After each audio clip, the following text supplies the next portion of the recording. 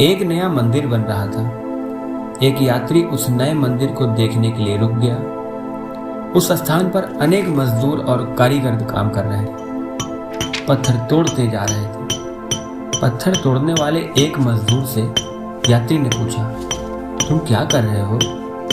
मजदूर ने क्रोध से अपने हथौड़े को रोका और कहा, क्या आपको दिखाई नहीं पड़ता? मैं पत्थर तोड़ रहा हूं। इतना कहकर वह फिर पत्थर तोड़ने लगा। यात्री आगे बढ़ा। उसने पत्थर तोड़ते हुए दूसरे मजदूर से भी पूछा, मित्र, क्या कर रहे हो? उसने उदासी के साथ आंखें ऊपर उठाई और कहा, बस रोजी रोटी कमा रहा हूं। और वह फिर पत्थर तोड़ने लगा।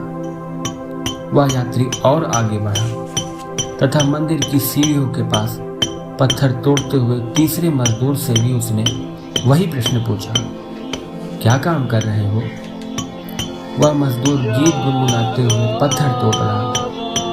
वह रुका, अपनी आंखें ऊपर उठाई और खुशी से बोला, मैं ईश्वर का मंदिर बना रहा हूं। फिर वह गीत गुनगुनाते हुए अपने काम में तल्लीन हो गया।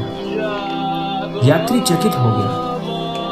उसने स्वयं से कहा कि तीनों लोग पत्थर ही तोड़ रहे हैं और तीनों की मजदूरी भी समान ही मिलती है, किंतु तीनों की मनोदशा भिन्न है। इसलिए तीनों ने एक ही प्रश्न के अलग अलग उत्तर दिए। इन तीनों मजदूरों की तरह मनुष्य भी तीन तरह के होते हैं, जो अपने जीवन के मंदिर के निर्माण में लगे हुए हैं।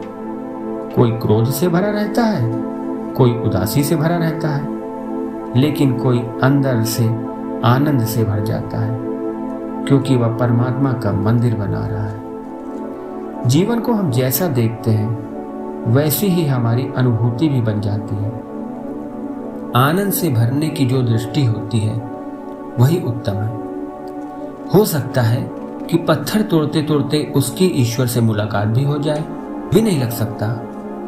जो दूसरा उदास और दुखी है वह अपने जीवन में उदासी और दुख को ही फैला हुआ देख ले तो आश्चर्य की बात नहीं। हम वही अनुभव करते हैं जो हमारा अंतर्भाव होता है।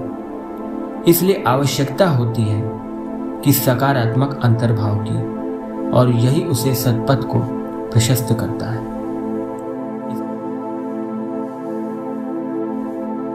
इस कहानी के लेखक हैं डॉक्टर सुनील कुमार सरस्वत।